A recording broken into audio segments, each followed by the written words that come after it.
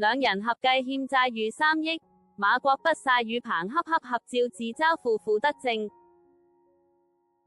藝人馬國不25日在臉書分享與主持人彭恰恰的合照，引發關注。兩人近年皆因龐大債務備受矚目。據了解，兩人欠款金額合計超過新台幣3億元。即便如此，兩人仍積極工作還債。馬國不更幽默留言：會負負得正嗎？引來網友紛紛打氣支持。馬國不過去因沉迷簽賭欠下約5000萬元債務，房產家庭皆因此失去。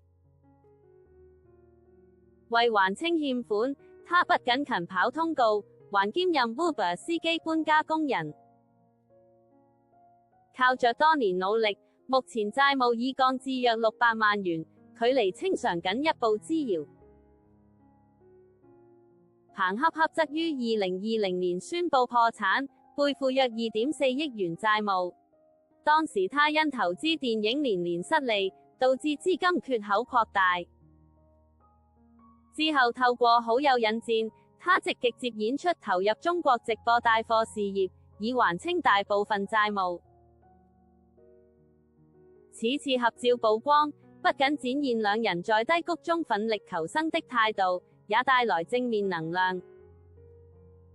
不過也有不少網友關注馬國不消瘦許多，提醒他要注意健康。